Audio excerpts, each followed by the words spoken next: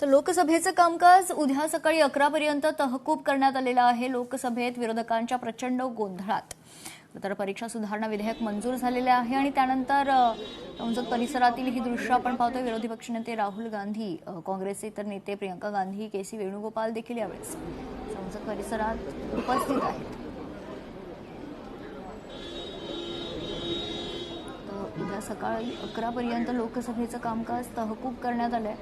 विरोधकांच्या प्रचंड गोंधळात जितेंद्र सिंग यांच्या वतीनं हा प्रस्ताव मांडण्यात आला आणि त्यानंतर लोकसभेत विधेयक मंजूर झालेलं आहे आणि आता त्यानंतर सर्वच विरोधक संसद परिसरात एकत्र आलेत।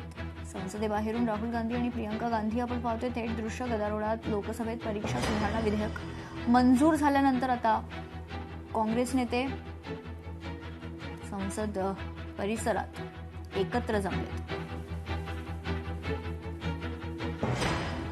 राइट दी थी 10 जनपद पे, तो वहाँ पायलट गन का एक जो था स्टूडेंट, जिससे पायलट गन लगी थी साहिल, लेकिन अभी मिनिस्टर ने जो कहा कि फायरिंग हुई ही नहीं है, फायरिंग तो कोई ऑर्डर ही नहीं है, फायरिंग हुई नहीं तो ऑर्डर कौन देगा, तो हाउस में बोला है।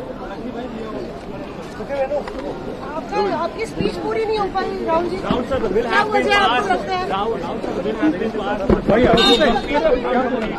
अच्छा, 15 मिनट चले गए थे क्या? हम लोग बाहर वेट कर रहे थे। राहुल 5 मिनट ही बात थी। लेकिन मैडम, आप किस तरीके से देखते हैं? ये कह रहे हैं फायरिंग ही नहीं हुई, मंत्री ने जो पूरा देश देख रहा है कि क्या हुआ।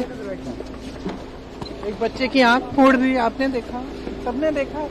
राहुल जी को बोलने नहीं दिया गया। आप स्पीकर से मिलने गई थी, कुछ बात नहीं बन पाई थी। सरकार कह रही कि माफी मांग ले राहुल जी।